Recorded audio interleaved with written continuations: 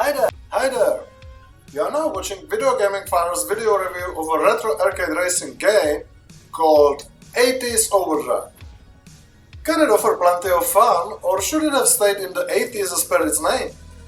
Will you experience a lot of adrenaline moments there, or is it just one of those boring gas button holders?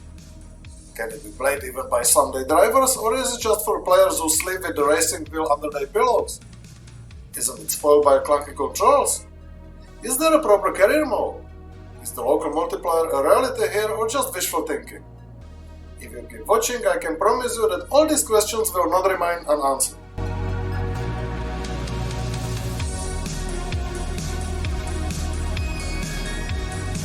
Will one find any story here? Well, if you are looking for some action drama full of love, hate and rivalry with the smell of gasoline, better look somewhere else, because it's not something that you would find in 80's Overdrive.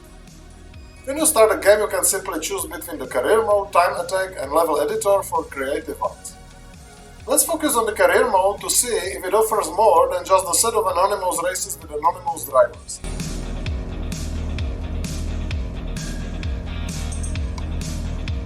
Once you choose the career mode, you will get to the map with many racing spots marked by stars.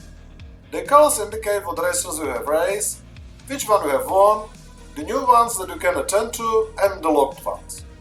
So let's choose the new one and take a peek at how such a typical race looks like.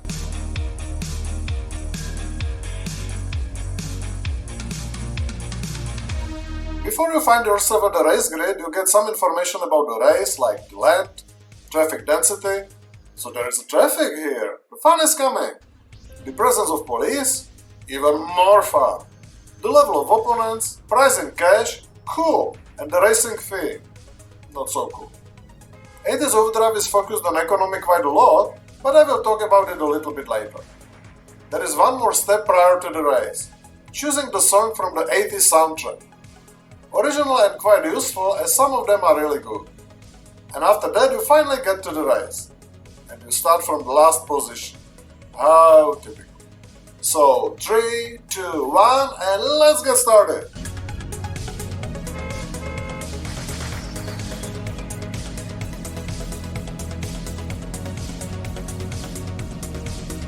As in many racing games, the start is quite important, and it's better to leave as many opponents behind as possible, because everyone is drifting there, trying to find the best position for himself or block the others behind him, and every start reminded me the crowd in the underground during the morning peak. So you press the gas pedal and try to outmaneuver your opponents. Once you get out from the many crowd, you can fully focus on driving, which is quite easy. You just hold the gas button and move to the left or right to change lanes and try to avoid a collision either with your opponents or with common traffic. This doesn't sound like something that could keep your attention for too long, does it? So let's take a close look at how 80's Overdrive precedes the boredom.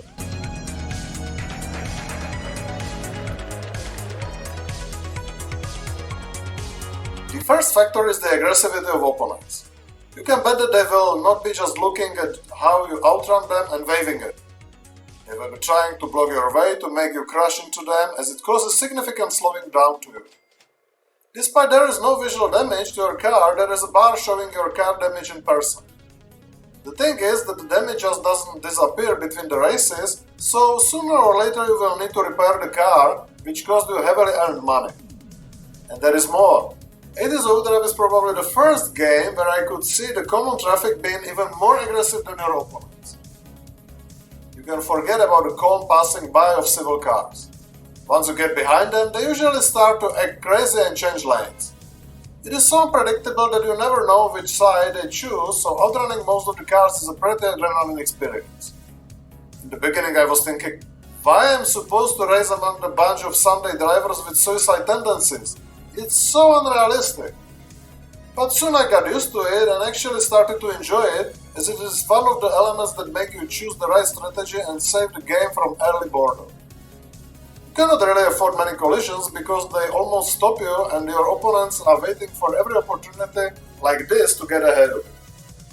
The only thing I did not like is that there is not any map where you would see the current positions of your opponents So it feels a little bit like cheating when the pack of opponents get ahead of you every time you collide with something. What other elements enhancing the gameplay are there?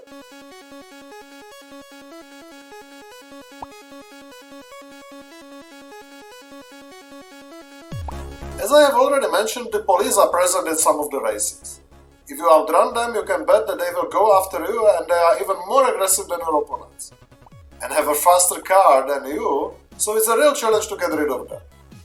It seems to me that they are going exclusively after you, but you can still use your opponents and other traffic to block them, which is virtually your only chance to not get caught.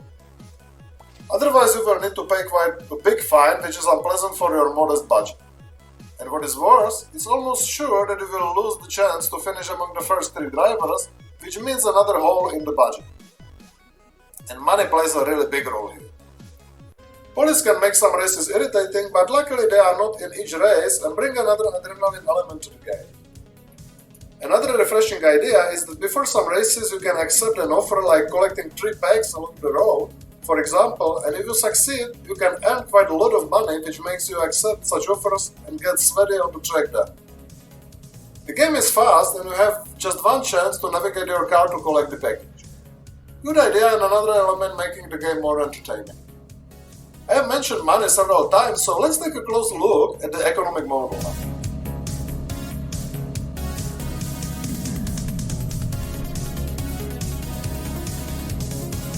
So, what can you buy for your hard-earned money? You can either buy a new car with better statistics or upgrade your current car. The car prices are quite high, like in reality I would say, so the probability that you will be able to buy a new car after the first few races is the same as the probability that politicians will agree to decrease their salaries. So it's better to invest in your recent car to make it competitive. After each few races you need to invest in fuel and most likely to car repair as well if you do not want to drive trash can on the wheels. And let's not forget that you need to pay a fee to be able to enter the race. These are mandatory investments, but there are also optional investments to upgrades. You can upgrade your car engine, steering and bumpers. The first 2 are rather clear, but why pay for the upgrade of bumpers? Simply because the better bumpers, the lower the effect of slowing you down when crashing into something or someone. I can say that the effect of upgrades can be really felt in the race. Good job! It's not easy to earn enough money, but not impossible. It's like in real life, isn't it? How about the audio visuals?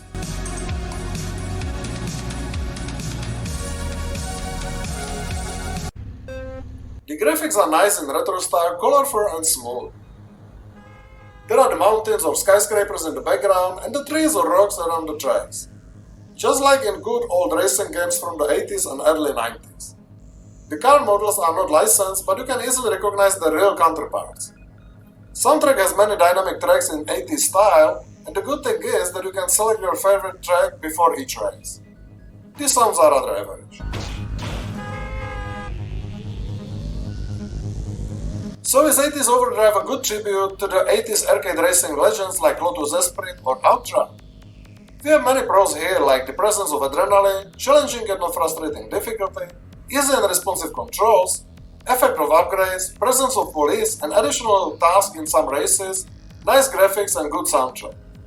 On the negative side are cheating of your opponents, too unrealistic behavior of civil drivers, sometimes almighty police, and creeping stereotype as a result of too simplistic driving mode. And the absence of local multiplayer. Guys, devs! This game is shouting for split-screen multiplayer. Was it so hard to include it there? Still, the game is suitable for family playing, even with smaller kids, thanks to easy accessibility, balanced difficulty and short races. 80's Overdrive costs €10 on Steam, and I think it's better to wait for at least 50% discount to have a feeling that you got exactly what you have paid for. If only there was a split-screen multiplayer, I would give this nice little game an even better mark. Like this, I'm still giving it thumbs up, and VideoGaming Father's index 7- out of 10. Recommended with some discount. Thank you for watching my 80's Overdrive video review. Please do not forget for thumb up and subscribe to my VideoGaming Father's channel if you enjoyed it. Hope to see you again!